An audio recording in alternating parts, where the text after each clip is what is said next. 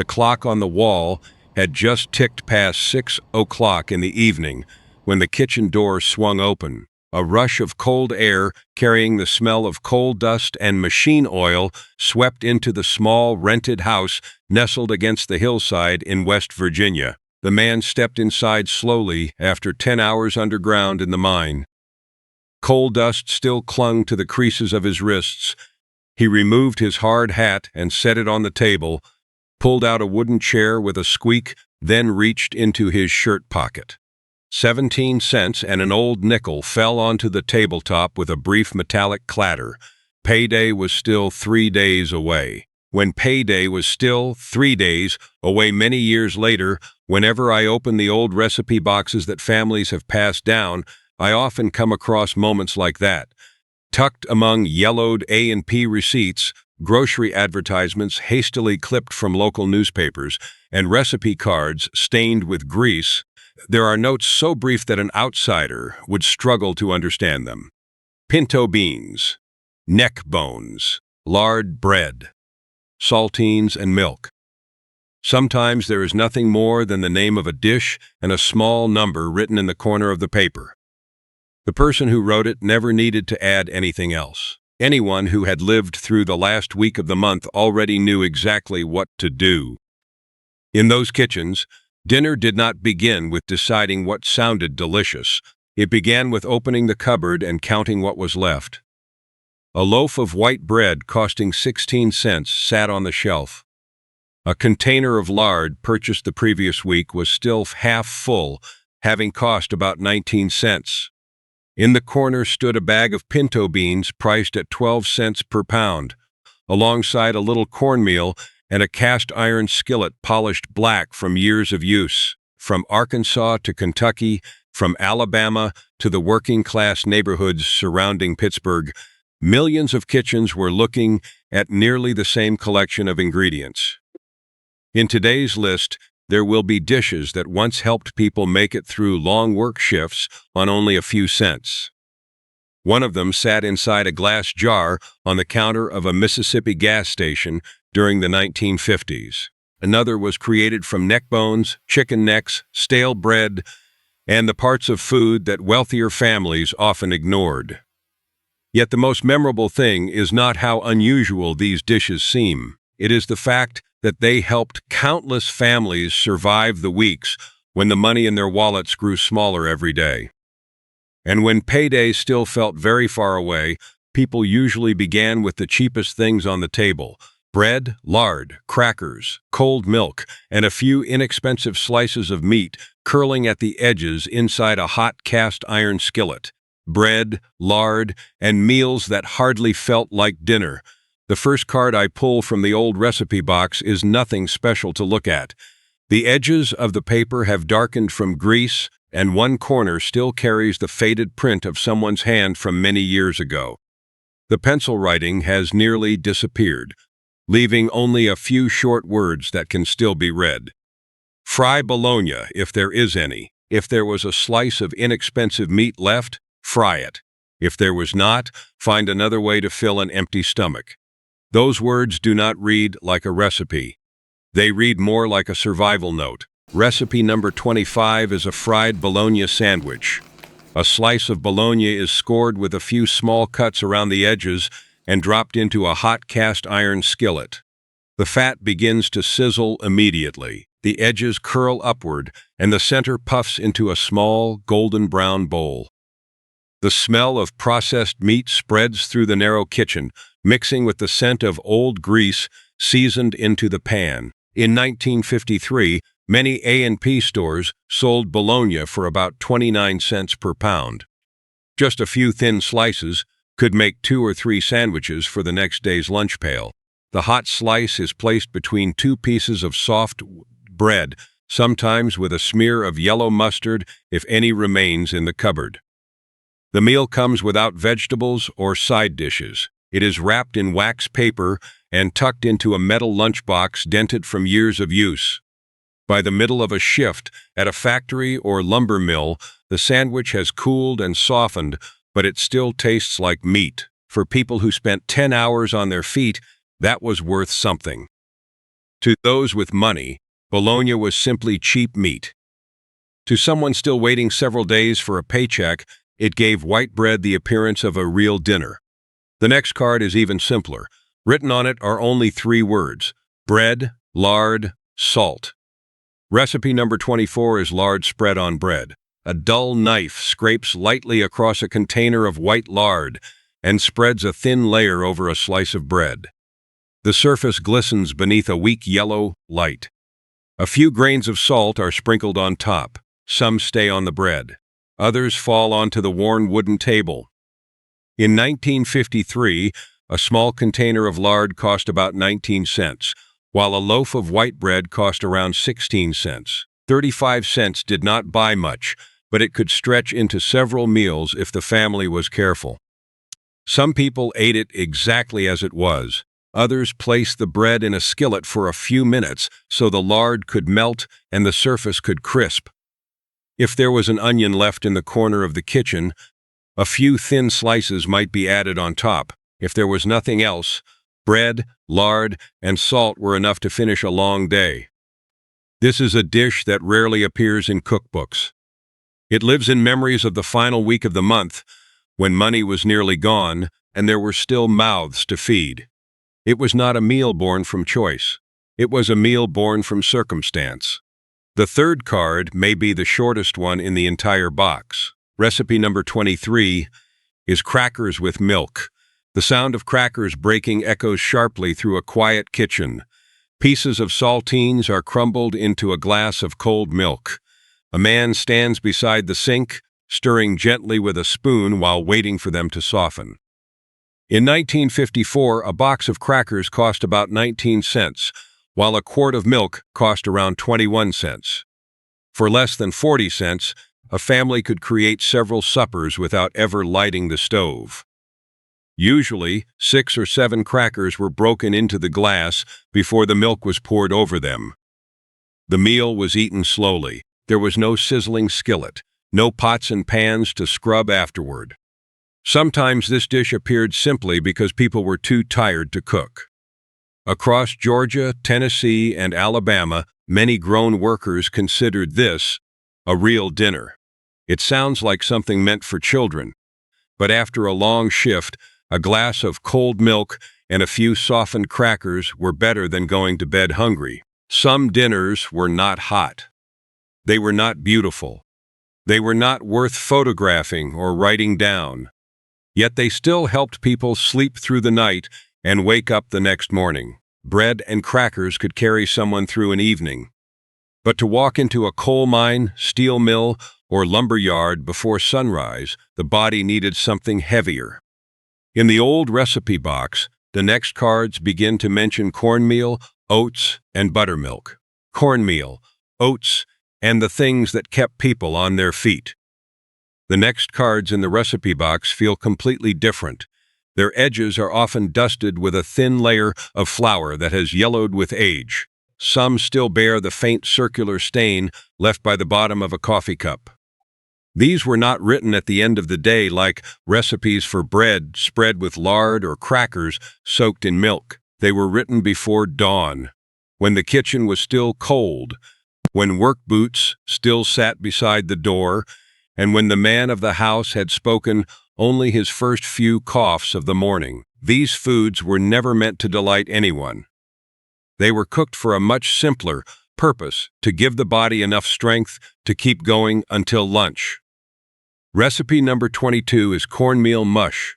Under the weak yellow light of the kitchen, a pot of salted water begins to simmer on the stove. A practiced hand slowly sprinkles in cornmeal while stirring steadily with a wooden spoon darkened by years of exposure to fire. Steam rises and fogs the window above the sink.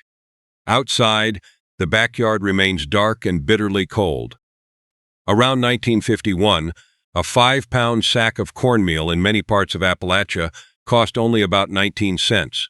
It was so inexpensive that nearly every household tried to keep a bag stored in a corner of the kitchen. When the mush was ready, people ate it hot with salt, a little lard, or a drizzle of molasses if there was still something sweet left in the house. Whatever remained was never thrown away.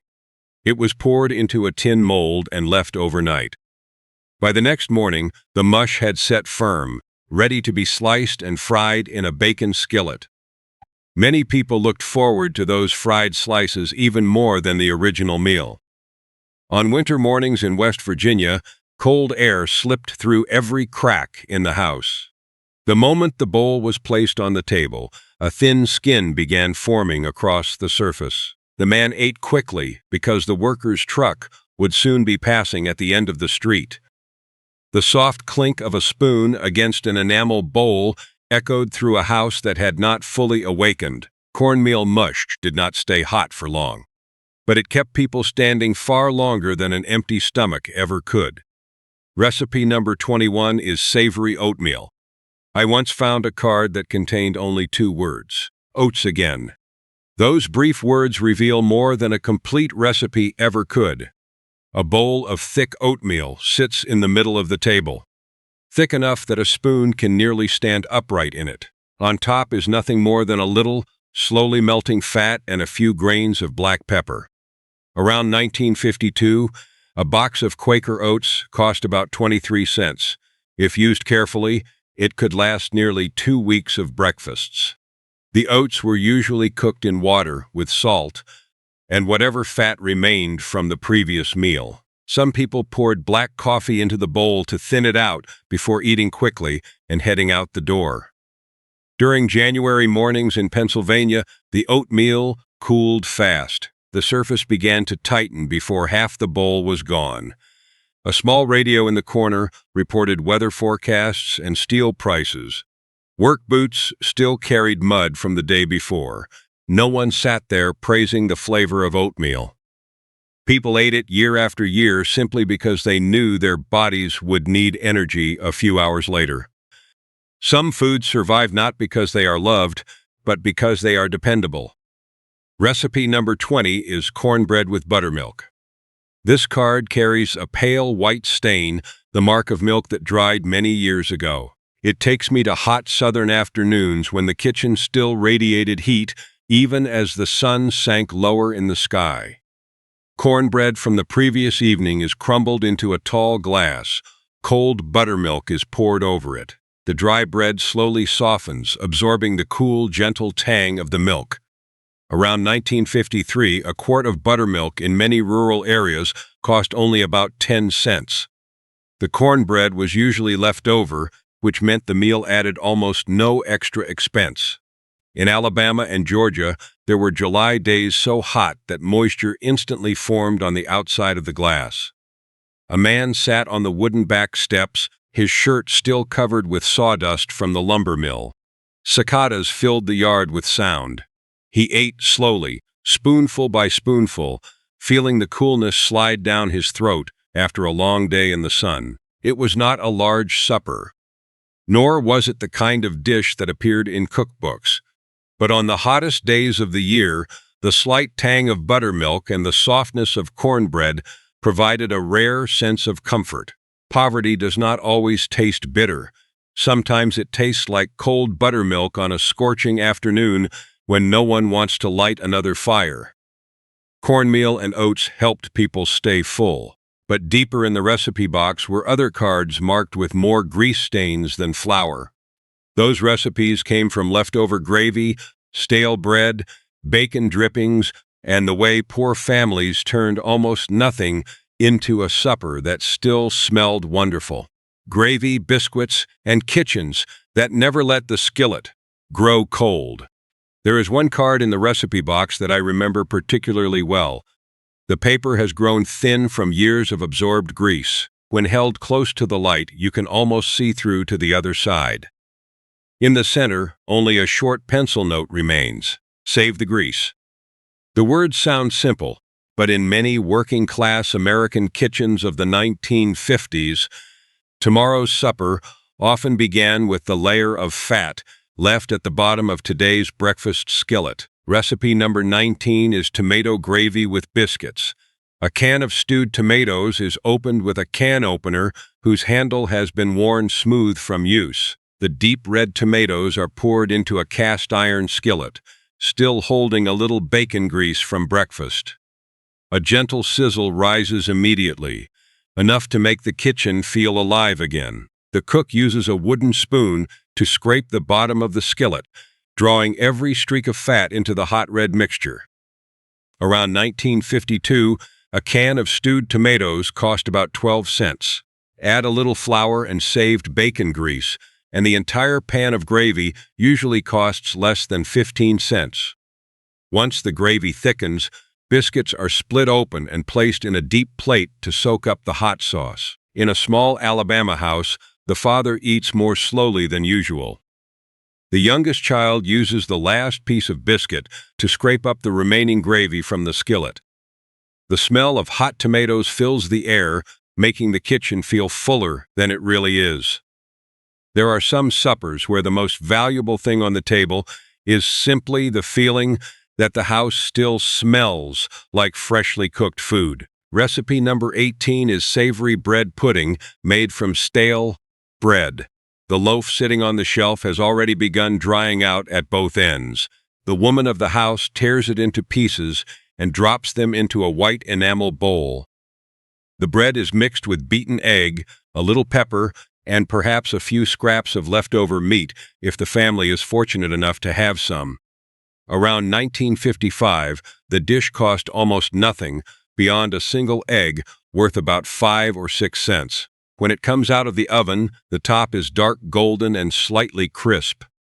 The knife makes a satisfying sound as it cuts through. The father always chooses a corner piece first because the browned edges remind him of more plentiful meals from years before. Outside the back door, the wind presses against the screen and rattles it softly. Inside, the smell of hot bread still lingers. In poor kitchens, stale bread was rarely thrown away. Someone always found another way to bring it back to the table. Recipe number 17 is chipped beef on toast. Thin slices of dried beef are soaked in water to reduce their saltiness. In a skillet, flour, lard, and milk are stirred together until they form a thick white gravy speckled with black pepper. Around 1950, an entire family could eat this meal for less than 50 cents. On winter evenings in Pennsylvania, a man might still be wearing his coat when he sits down at the table.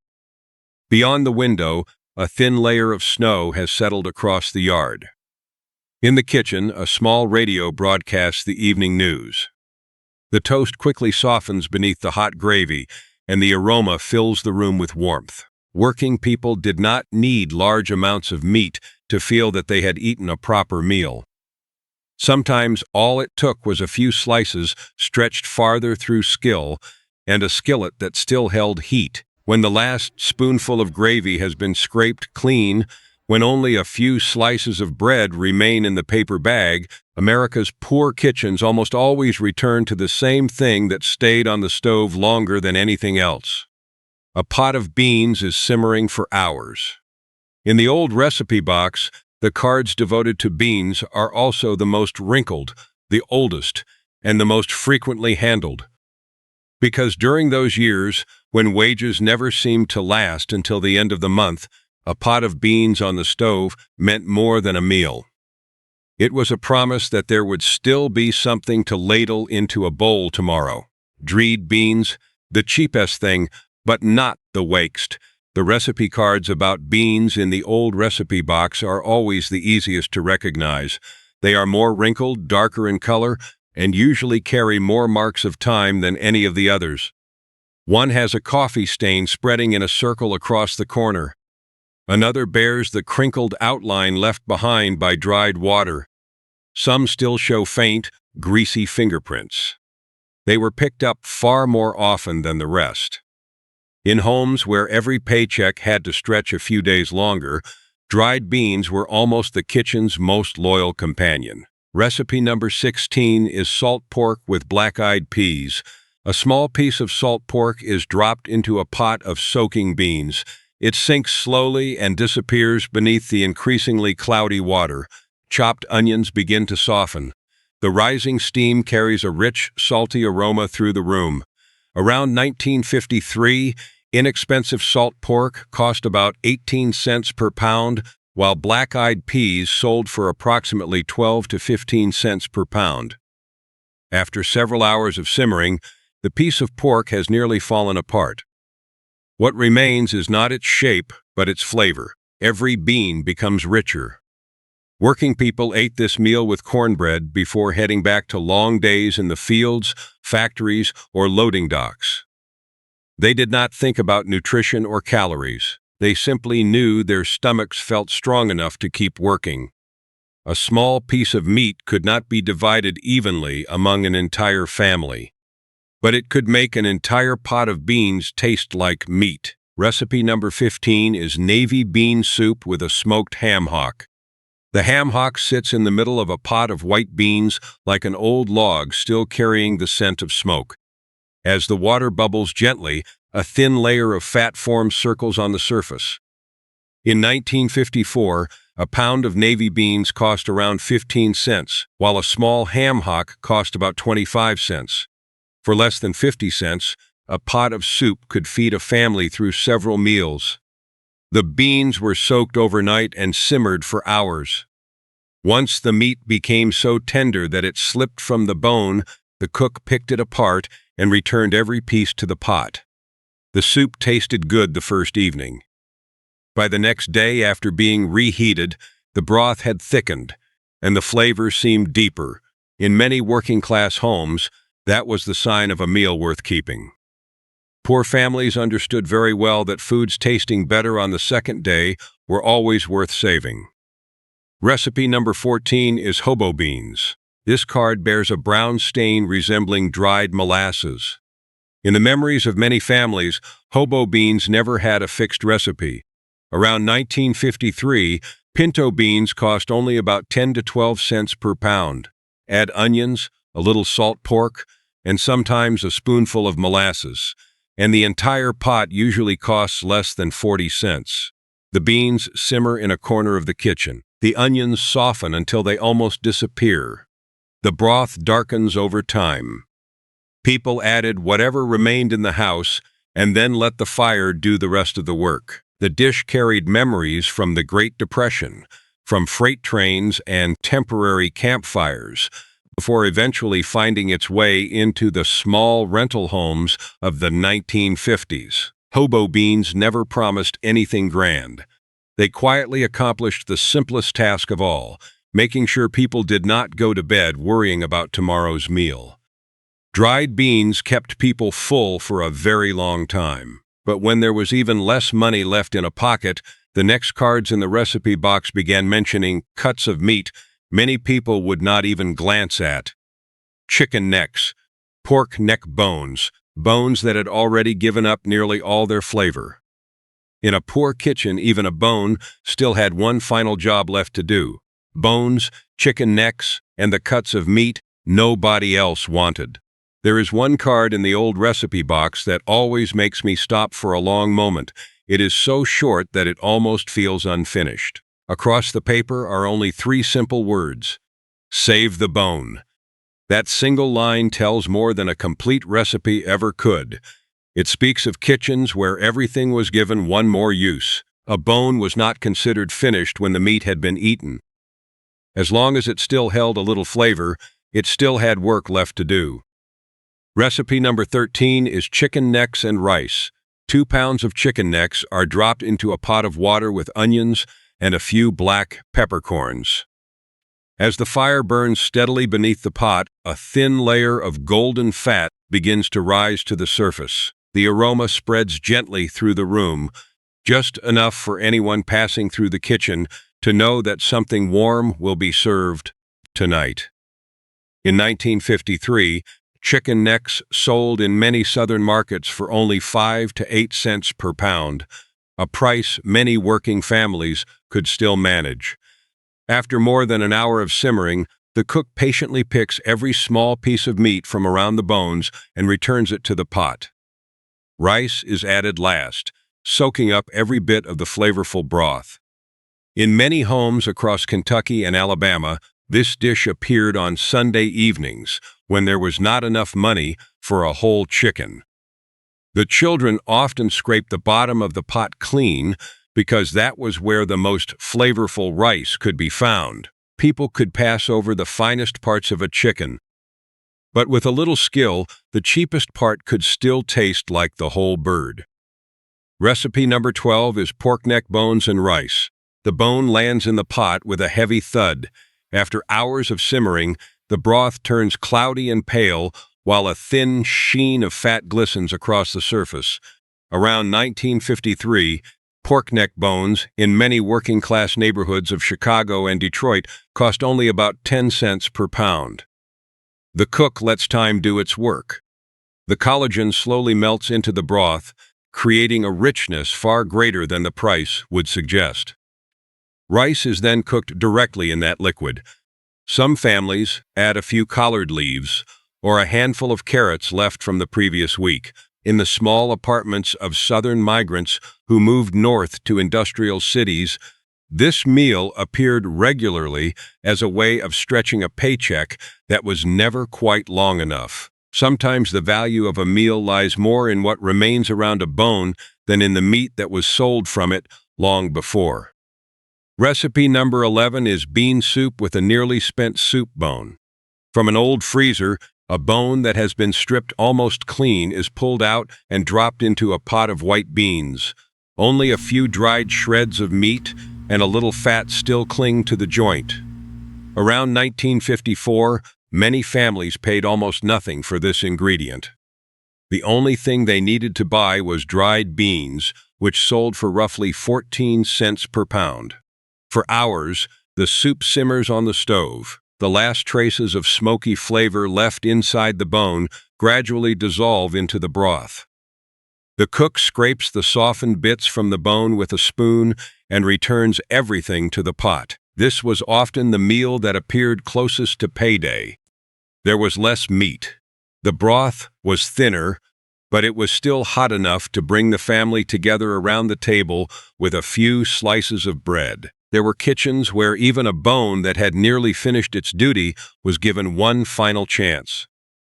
After the bones, the necks, and the cheapest cuts of meat, the recipe box begins revealing names that make modern readers pause for a moment. Dishes that sound unfamiliar. Foods that might make someone wrinkle their nose the first time they hear about them. Yet for many working families across America during the 1950s, these meals appeared on the dinner table as regularly as any other familiar favorite. The foods that sound strange today but were once completely normal. Some cards in the old recipe box make modern readers look twice before believing what they see. The handwriting has faded with time, but the names remain. Bean pie, head cheese, pickled feet. If they appeared on a modern menu, they might make someone laugh or raise an eyebrow. Yet in working-class neighborhoods across the South and the American Midwest during the 1950s, these foods were as familiar as bread or a pot of beans. People bought them, cooked them, and served them at the dinner table without thinking there was anything unusual about them. Recipe number 10 is pinto bean pie. The smell of cinnamon and nutmeg fills the kitchen long before the pie comes out of the oven. In a large enamel bowl, cooked pinto beans are mashed smooth with sugar, vanilla, and spices. The mixture looks more like sweet potato pie filling than anything most people would associate with beans. Around 1952, a pound of pinto beans cost about 10 cents. If there was still a little flour and a few eggs in the house, the entire pie usually cost less than 35 cents. On Sunday afternoons, after church gatherings, the pie was sliced into small pieces and passed around. Many people finished a slice without ever realizing that beans were the main ingredient. For working families, it was a way to transform the cheapest item in the pantry into a dessert that felt more special than an ordinary day. Poor families rarely had many choices. They learned how to give familiar ingredients a completely different shape. Recipe number 9 is head cheese. A knife glides through the loaf, and the layer of gelatin trembles gently beneath the kitchen light. The scent of vinegar and black pepper rises the moment the first slice is cut. Around 1953, a small loaf of head cheese sold for about 20 cents in many butcher shops that served factory workers. The ears, cheeks, and other cuts from a pig's head were simmered for hours until the natural gelatin dissolved into the broth. The meat was then shredded, seasoned, pressed into molds, and left overnight to set. For many families in Pennsylvania and Ohio, it was an affordable source of protein that could be eaten with bread for several days. Some foods only seem strange after life changes enough for people to forget why they existed in the first place. Recipe number 8 is pickled pig's feet. In the memories of many small southern towns, there was always a large glass jar sitting near the checkout counter. Inside were pig's feet soaking in pale red vinegar, reflecting the glow of the store's neon lights. Around 1955, a single pickled pig's foot usually cost about 10 cents. A truck driver might stop in and buy one before an overnight run. A factory worker finishing a shift might take one wrapped in wax paper for the walk home. The sharp sourness mixed with salt made the flavor impossible to forget. The food survived because it was cheap, lasted a long time, and helped fill an empty stomach. Some foods are not remembered because they were elegant. They are remembered because they appeared exactly when people needed them most.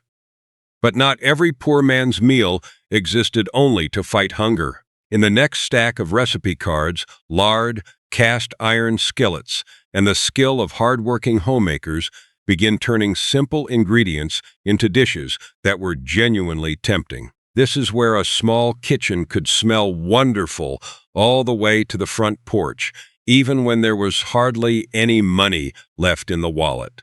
Lard, potatoes, and the kind of flavor money can't buy. If the earlier sections carried the smell of beans simmering and broth slowly reducing in a pot, the next recipe cards carry something entirely different. The moment they are opened, you can almost hear hot fat crackling in a cast iron skillet. The edges of the card shine from years of absorbed grease. Some still bear faint fingerprints in the corners, as if someone turned them over while their hands were dusted with flour. In working-class Southern kitchens of the 1950s, lard was never stored at the back of the pantry. It was always within reach because it was the ingredient that gave flavor to nearly every meal. Recipe number 7 is cracklin' cornbread.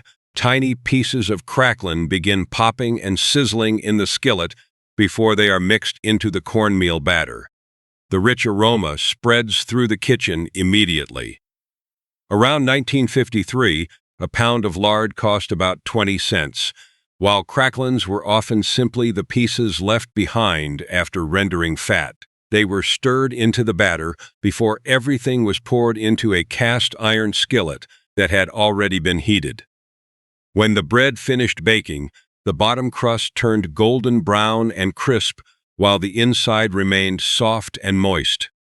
Decades later, restaurants in Nashville might charge several dollars for a serving of handcrafted cornbread. But in 1953, for a working man in Georgia, it was simply breakfast before work. Some foods were once so ordinary that nobody imagined they would one day become memories. Recipe number 6 is potatoes fried in lard. The potatoes are cut by hand and dropped into shimmering hot fat. Within moments, the edges begin turning deep golden brown. The crackling sound fills the kitchen. Around 1952, a 10-pound sack of potatoes cost about 49 cents, while lard sold for roughly 15 cents per pound. The potatoes are lifted out, sprinkled with salt while still hot, and set directly on the table. Their aroma reaches all the way to the front door. In many families across Appalachia and the Midwest, this was the main part of supper rather than a side dish.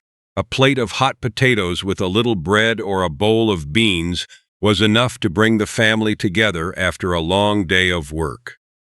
A kitchen has never smelled wonderful simply because there was money in the house. Recipe number 5 is salt pork fat with dried beans. A small piece of fat is dropped into a pot of beans simmering on the stove. As time passes, a glossy layer of oil spreads across the surface before working its way into every softening bean. In 1953, a pound of black-eyed peas cost around 12 cents, while the piece of fat needed for the entire pot often cost only a few cents. The ingredients were simple: beans, onions, and pork fat. Yet after hours on the stove, the meal became richer, heartier, and far more filling. Working people of that era did not talk about calories or nutrition labels. They judged a meal by a much simpler measure. Would it provide enough strength to get through tomorrow? In low-wage households, a small piece of fat sometimes carried more value than outsiders could imagine. After the lard, the potatoes, and the heaviest meals in the box, the recipe collection begins moving toward its final cards. These are the dishes made from what remained in wooden bins, freezers, stovetop pots, and the memories of people who learned how to live on very little while, still keeping their homes filled with the smell of supper. The foods left in the cupboard, the wooden bin, and on the stove. The recipe cards near the bottom of the old box always feel different from the others. The paper is softer from being handled so many times. Some cards curve slightly at the edges, as if they spent years resting beside a hot stove. Others are stained with old watermarks that have nearly erased parts of the writing. They record the meals that appeared on the days when someone opened the pantry and knew there would be no trip to the store before payday. That was when everything left in the house began finding its way into the same supper. Recipe number 4 is mulligan stew. A large pot is pulled from the corner of the kitchen. Into it go the leftovers from several days before. A few potatoes that have begun to soften, a small piece of meat still clinging to a bone, wrinkled carrots. Sometimes, even a handful of barley is forgotten in the back of a glass jar. Around 1950, this meal often cost almost nothing because the ingredients were already sitting in the house. Every pot of mulligan stew was different. Whatever the mother found in the cupboard went into the pot. The father looked at the steaming stew and knew that, at least for tonight, the family still had a hot meal. Perhaps that is why this dish rarely appeared in cookbooks. It survived more in memory than in recipes. The smell of mulligan stew is the smell of making do when everything is beginning to run low. Recipe number 3 is salt cod with potatoes. The fish is placed in a basin of cold water early in the morning. The water is changed several times to draw out some of the salt. Even so, the scent of fish lingers somewhere in the kitchen. In 1951, salt cod sold for about 18 cents per pound in many coastal and southern working-class communities. After soaking, the fish is boiled with potatoes or fried in a skillet with a little leftover bacon fat. This dish survived because it offered one very important advantage. It could be stored for a long time without refrigeration. For families counting every penny, that mattered. Yet many older people rarely spoke about salt cod later in life. Its smell often carried memories of some of the hardest years they had ever known. Some foods disappear from memory because they carry too many memories with them. Recipe number 2 is salt pork simmered with greens. A small piece of salt pork rests in the middle of a pot of greens bubbling gently on the stove. Over time, the fat melts into the broth and leaves a glossy sheen across the leaves. Around 1953, a piece of salt pork like this cost between 15 and 20 cents in many southern markets. The most important part of the meal, however, remained at the bottom of the pot. The richly flavored pot liquor was ladled into bowls and drunk like soup. It held the saltiness of the meat, the sweetness of the greens, and the work of an entire afternoon spent beside the stove. Homemakers of that era understood the value of every spoonful left behind. There were kitchens where even the last bit of liquid in the pot carried the meaning of a meal. After all of these dishes, only one recipe card remains in the box. It does not have the strangest name. It is not the meal that filled the kitchen with the strongest aroma. Yet it may have been the dish that helped more working American families survive difficult weeks than almost any other. The number one dish was the strangest, but it helped hold an entire America together. The final card in the recipe box is also the oldest. The edges of the paper feel almost like cloth after absorbing years of steam from countless kitchens. The pencil marks in the center have nearly faded away, but a few short words can still be read: pinto beans and cornbread. There is no long ingredient list, no explanation. Whoever wrote it seemed to believe everyone already knew what it meant. And perhaps they were right. Recipe number 1 is pinto beans and cornbread. Since early afternoon, the pot of beans has been quietly simmering on the stove. Every so often, a few beans rise to the surface before sinking back into the pale brown broth. The onions soften slowly with time. The scent of black pepper mingles with the aroma of cooked beans and drifts through the small rooms of the house. Beside it, a cast iron skillet holds a fresh batch of cornbread in the oven. The edges begin to firm. The bottom turns deep golden brown and gives off tiny crackling sounds. Outside, darkness has settled over the dirt road in front of the house. A man returns from a long day of work and pulls out a chair at the table, his coat still hanging from his shoulders. Waiting for him is a familiar supper, one that has appeared hundreds of times before. Around 1953, a pound of dried pinto beans cost about 12 cents. A 5-pound sack of cornmeal sold for roughly 19 cents. If there was a little salt pork or some leftover bacon grease for seasoning, an entire meal for several people could still cost less than 50 cents. The beans were soaked in the morning and cooked slowly for hours. The cornbread was mixed from the most basic ingredients the kitchen could provide. People broke the bread into small pieces, dropped it into bowls of hot beans, and ate with a spoon. The scene repeated itself from the coal towns of Kentucky to the small farms of Texas, from wooden houses in Arkansas to the red dirt towns of Mississippi. A pot of beans could feed a family for 2 days. A pan of cornbread could stretch from supper into the next morning. Perhaps that is why this dish sits at the very end of the recipe box. It was never remarkable because it was unusual. It existed everywhere. It was so familiar that many people grew up eating it without ever realizing that this simple meal had helped their families survive some of the hardest periods of their lives. I placed the card back on the table and closed the recipe box. In my imagination, the cast iron skillet is still warm. The yellow light still falls across the worn wooden tabletop. The meals in this story were never simply about poverty.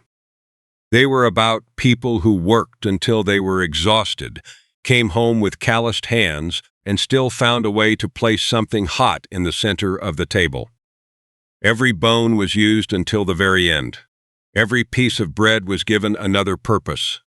Every penny was considered before it was spent. And from all of those small acts, scarcity slowly became experience, resourcefulness, and the determination to keep a family moving forward.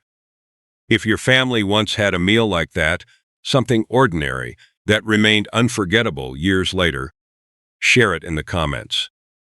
Who cooked it, and what is it about that smell that you still remember today? And if you would like to keep opening old recipe boxes like this one, follow the channel so we can continue preserving the memories that are slowly fading with time.